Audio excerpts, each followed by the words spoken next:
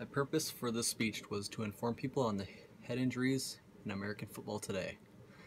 They are very common, not just in football, but in all of the sports. But my main topic was to inform people on head injuries in American football today. I felt very comfortable going into the speech because I have multiple friends dealing with long histories of head injuries and concussion type symptoms. And also because I have a good knowledge of head injuries and how they relate to sports. Speaker ethos is a great point in giving speeches. It is the credibility of a speaker.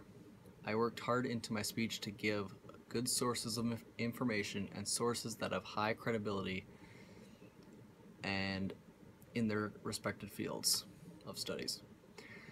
My technology was prepared. The only thing I could have done differently in my speech was to prepare my speech a little more beforehand. Like, I waited a little too long, but if I would have prepared a little more beforehand, I think I would have done just a tad bit better than I probably am gonna do. Tips I would give in getting PowerPoint to work effectively for anybody are to know your way around the program, like know where the different designs are, the different fonts, how to add slides. And another tip would be to get good designs for your, like a good professional design for your presentation, and to have good structure in your slides. Transitions for me were one of the things that felt most natural, while my introduction could have used a little bit more work, but I tried the best I could.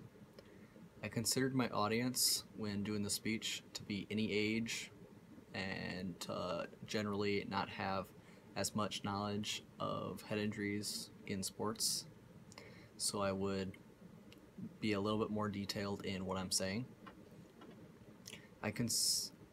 Things to target for improvement for my speech were I could have had a stronger introduction and conclusion to go along with my body paragraph and all my information in my speech.